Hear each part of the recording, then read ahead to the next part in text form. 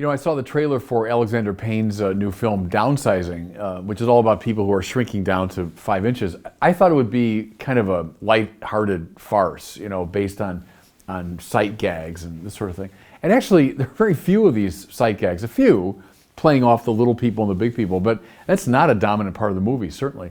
And when I actually saw the movie and took in the first 10 or 15 minutes, and there was a lot of talk about, you know, population control and the environment, I thought it would be sort of a propaganda piece. Well, I think the movie does have a lot to say about our present situation, but not really what I was expecting. It starts off in this Norwegian lab, and there's a researcher, and he's successfully reduced an animal, you know, to a very small size. And then it becomes clear what he wants to do is reduce human beings to this size. And so the most, I think, dramatic scene in the whole film is when the scientists bring this 5-inch figure into the room full of people, and they're just amazed at this, you know. And it becomes clear what they want to do. They're concerned about the environment. They're concerned about being too many human beings, taking up too many resources. So if we downsize ourselves, it'll be better for the planet. Okay.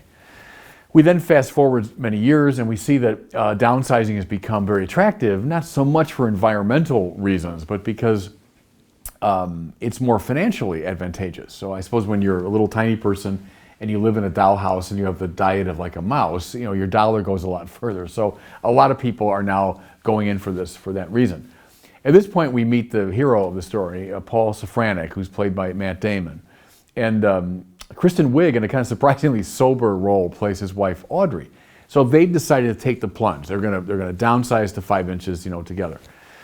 The big day comes, Paul goes through with it, but then Audrey chickens out at the last minute. And then Paul wakes up to find himself 5 inches tall. His wife is still in the land of the big people, so there's a great crisis.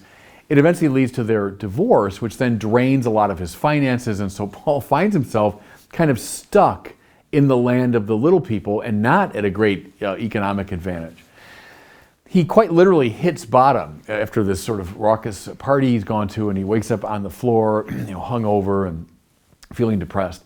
At which point he spies this woman who's now in the land of the downsized, Vietnamese woman, who's cleaning the house of the person who was holding the party.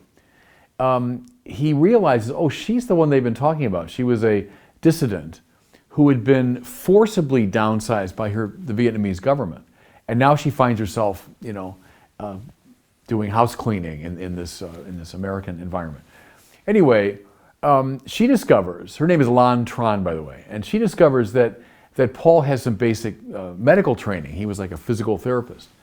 So she goes, okay, you're coming with me. And she takes him on rounds to all these people she knows who are suffering. They're in some kind of physical pain.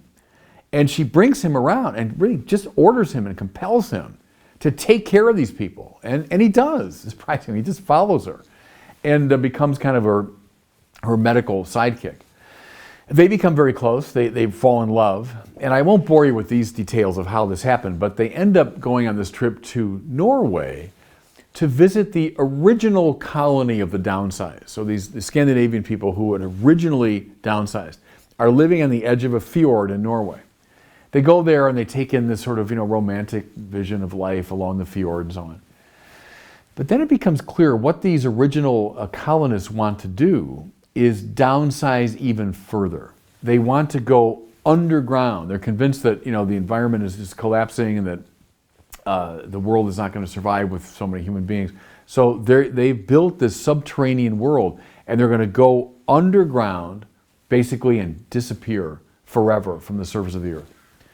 Well, Paul is sort of drawn into this romanticism, and he endeavors to join them.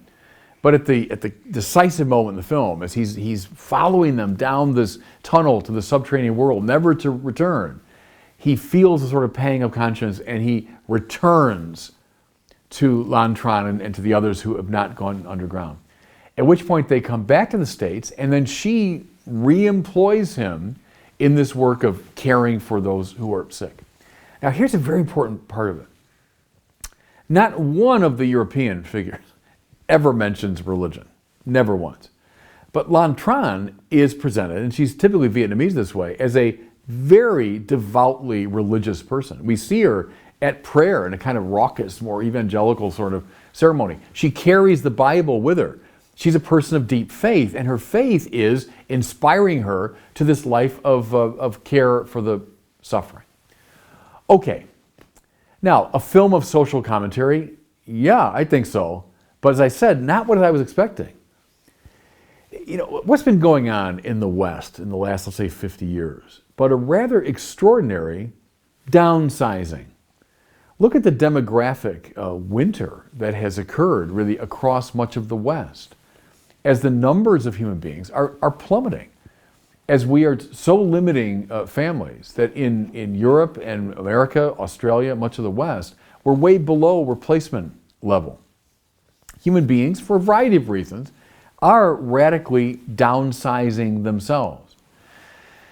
And I just think this image of the little people already downsized who now decide to crawl under the earth and disappear forever is a wonderful image of this sort of desire to disappear, to just get human beings out of the way.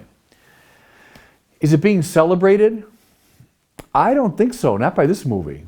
In fact, one of the most, it's the time I laughed out loud in this movie was they're dramatically deciding they're going to go underground and then they're going to blow the cover of the cave and seal themselves in forever. And Paul, has decided to leave, so he's running, and at the last second he dives out of the cave and then boom, it blows. Well, then we pull back to see this now from the standpoint of the regular world. And this dramatic scene looks like this, a little pebble this big going boop. And I thought, that's how they go out. Not with a bang, but with a whimper. It's as though humanity giving up on itself is what's being parodied there. Do you know? The decisive moment is when Paul decides, no, I'm not going that way. I'm not just disappearing. I'm not going out with a whimper. Rather, he returns to a deeply religious woman who, inspired by the Bible, is now responding to the pain of the world not by disappearing, not by negating herself, but through love and compassion. Let's go and take care of all those who suffer. I think you got two very different visions of the world. If I can maybe overstate it a little bit, you've got a rather bleak, secularist, self-negating, that's the human project is just going to disappear, versus what I would call a vibrantly biblical vision. The best response to the suffering of the world is to engage it through love and compassion. Not what I was expecting, but I think a pretty cool social commentary.